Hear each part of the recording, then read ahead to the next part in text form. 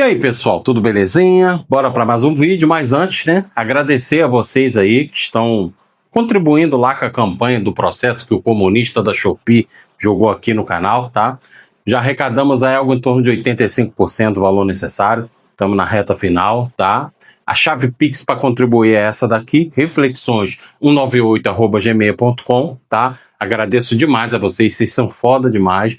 Outra coisa importante, gente, confere aí tua inscrição no canal, porque o YouTube tá tirando na cara dura, tá? Então, procura sempre interagir com o conteúdo, seja no like, seja no hype, seja no compartilhamento, no comentário, enfim. São formas da gente tentar driblar o boicote da plataforma ao canal, porque tá muito claro que a plataforma tá boicotando o canal. E claro, você que curte o trabalho que eu venho fazendo aqui, se inscreve no canal aí, ativa as notificações, ajuda esse trabalho a crescer cada vez mais e quem sabe assim, né, o YouTube para de sabotar a gente, né? Daí a gente pode atingir cada vez mais pessoas e espalhar a mensagem aí de defesa do governo Lula e do projeto petista enquanto único projeto de esquerda no Brasil capaz de vencer eleições, de governar e de entregar avanços para o nosso povo. E vamos para o vídeo. Bom, a gente está vendo aí que o governo vem sofrendo uma série de derrotas no Congresso inimigo do povo, né? Conforme a gente vem acompanhando, rejeição da indicação do Messias ao Supremo, derrubada do veto do Lula à dosimetria, com direito à traição do canalha do Alcolumbre, né? Enfim, correlação de forças está aí, né? Batendo na nossa porta e dizendo, ó, tô aqui, viu? Esquece de mim não, porque eu não esqueço de vocês. Sinceramente, gente, eu gostaria muito que o mundo mágico dos webcomunistas existisse, sabe? Sério. Como assim, André? Não vou explicar. Porque no mundo mágico deles tudo é mais fácil, né? Basta você indicar uma mulher negra por STF, colocar o povo na rua e correr pro abraço. Tudo resolvido. Panaceia. Só que no mundo dos adultos, infelizmente, não é assim, né, gente? Aqui, no mundo dos adultos, cada escolha tem consequências. Cada movimento precipitado no tabuleiro pode custar muito caro para milhões de pessoas. E aí, trazendo tudo isso para a mesa, eu fico bobo com a falta de sensibilidade e de empatia com as pessoas que os idealistas têm. Tipo, mas não dá mais para votar no PT. Ninguém aguenta mais o PT no governo. O PT não mudou a minha vida em nada. É mesmo, jovem antipetista. O PT não mudou a sua vida em nada? Tipo, nadinha mesmo? Deixa eu te perguntar uma coisa. Baseado em que você montou sua opinião? Baseado na fala de algum web comunista, de algum web trabalhista? Ou na sua própria pesquisa sobre a realidade? Olha, eu acho muito, mas muito difícil de ser essa última opção, viu? Porque o que eu mais vejo nos comentários aqui dos vídeos, de antipetistas no caso, né? É uma repetição, como de papagaio, desses argumentos totalmente idealistas, sem nenhum lastro na realidade. A última dos webcomunistas, por exemplo, agora, é dizer que a expansão do acesso à educação que o projeto petista proporcionou ao país não adiantou muito porque as pessoas se formaram e não tiveram acesso a emprego na área em que se formaram, né? Isso porque, segundo o iluminado líder deles, que disse essa merda, né? Não houve um projeto de país que gerasse empregos de qualidade para esses recém-formados. Gente, o Brasil hoje, deixa eu te falar para vocês, tecnicamente está em pleno emprego. A gente está muito próximo de pleno emprego. Mas teve o web comunista na época dizendo que veio esse dado, dizendo que isso se deve a empregos de merda. Enfim, a mente do idealista, onde eu quero chegar, gente? A mente do idealista, ela funciona numa sintonia assim diferente da nossa. Nós vivemos com os dois pés no chão, entendemos a conjuntura, entendemos a realidade e é exatamente por isso que a gente valoriza tudo que os governos petistas já entregaram e, uma observação importante, e continuam entregando. Porque a gente sabe que tudo é com muito sacrifício, com muita articulação, com muita negociação. Sem isso, com a atual correlação de forças que a gente tem, seria simplesmente impossível conseguir qualquer avanço, gente. Qualquer avanço que melhore a vida do nosso povo. E nós entendemos tudo isso não porque somos adoradores do Lula ou do PT. Não se trata disso. Isso é espantalho que inventaram para tentar descredibilizar nossas argumentações. Nós somos bons leitores e analistas conjunturais, ou seja, nós entendemos a realidade a qual estamos inseridos. E nela, sem o PT, sem os governos do PT, nosso povo, sem dúvida, trabalharia aí em escala 7x0, teria um salário mínimo aí, talvez de uns R$ 800, não teria benefício social nenhum, pelo menos não nenhum que desse para evitar que famílias inteiras morressem de fome, o SUS provavelmente ficaria sucateado e sem atender dignamente o nosso povo. Os preços dos alimentos, claro, esses iriam estar lá nas alturas, né? Só quem pode comprar, compra. Fila do osso, mapa da fome, enfim, o que mais?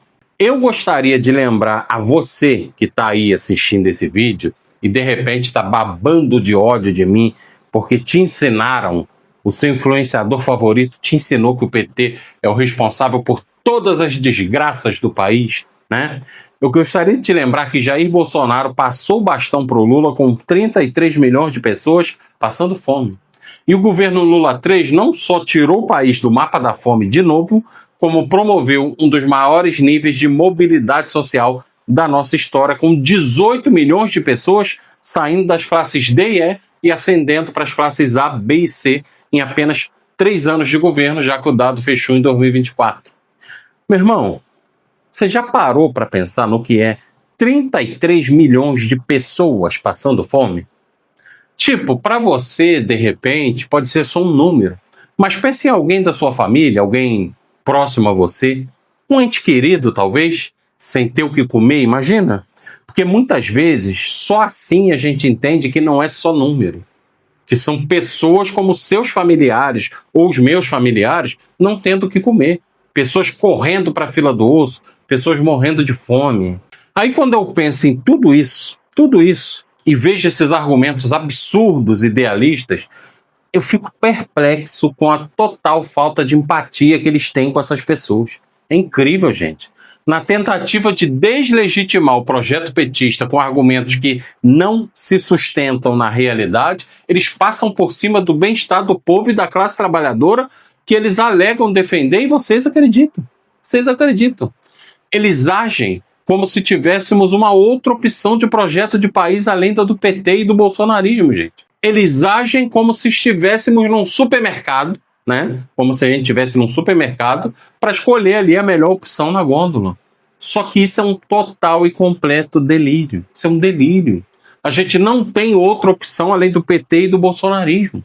Daí eu te pergunto, se você sabe que só temos 2 opções e que uma é de esquerda, que luta para entregar avanços para o nosso povo, e a outra é fascista, que só luta por retrocesso, de que lado você realmente está? Porque não adianta, gente, não adianta vir com aquele papinho furado de que está disputando capital político com o PT, porque não cola, não cola. Ninguém que tem um cérebro dentro da cabeça levaria isso a sério. Então, se eles sabem que nesse momento somente dois projetos de país têm a capacidade de subir a rampa, um é de esquerda, o outro é fascista, e eles atacam o de esquerda, o que mais eu preciso dizer para você entender que eles não estão trabalhando para eleger o projeto de esquerda, mas sim o projeto da extrema-direita fascista? O que mais você precisa ver? Você quer que eu te diga que tem tudo de porco, mas que não é porco? Não, tem tudo de porco e são um bando de porcos mesmo. São um bando de porcos. Aqui é papo reto, como diz lá no Rio. Estão ajudando a extrema-direita em pleno ano eleitoral, porque são um bando de aceleracionistas. Querem que todo mundo sofra para eles, né? Um bando de classe média maconheiro de DCE, para que eles possam tentar provar o seu pontinho. O de que a sua revolução mágica é a nossa panaceia.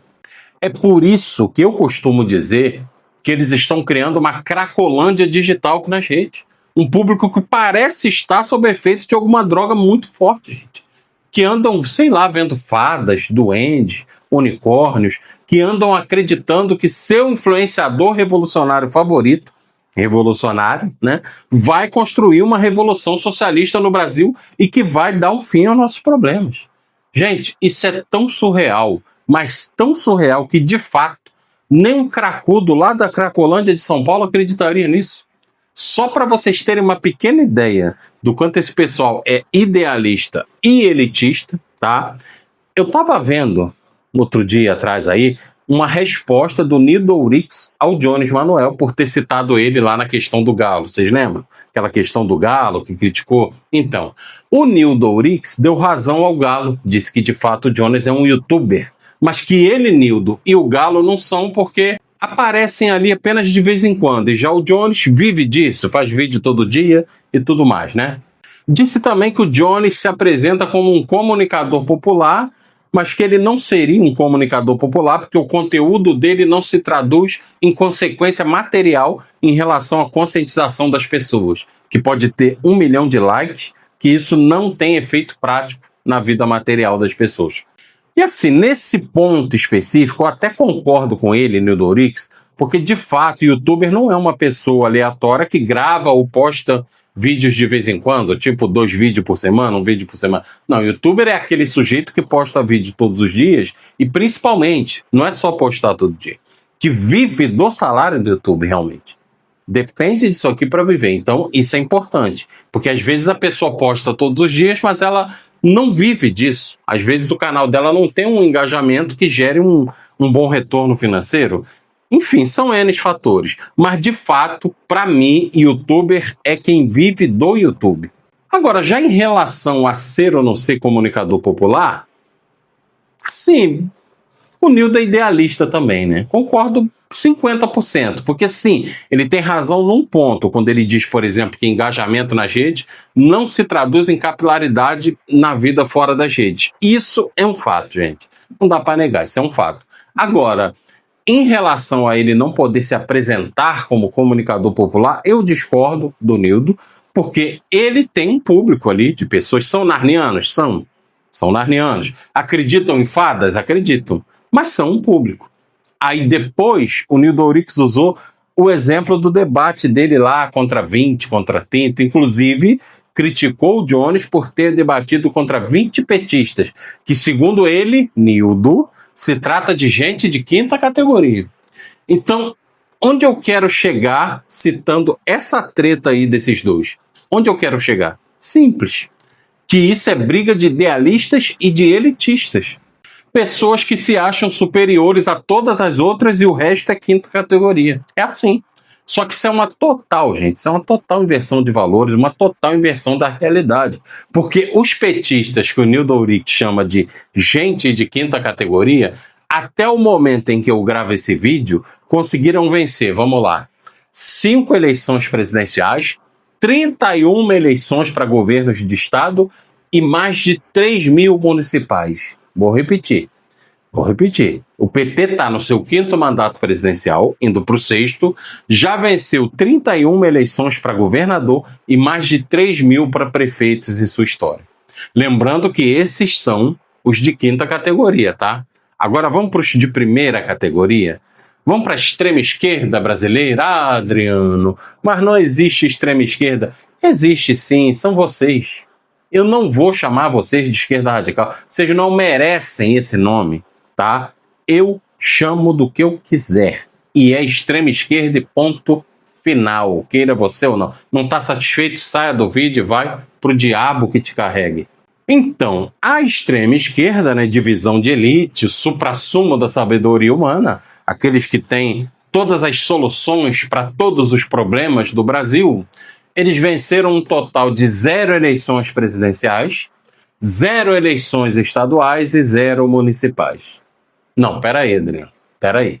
Você está me dizendo que esses caras arrogantes, prepotentes, elitistas, nunca ganharam uma eleição na vida? Sim, é exatamente isso que eu estou dizendo. Não, mas peraí, Adriano, peraí.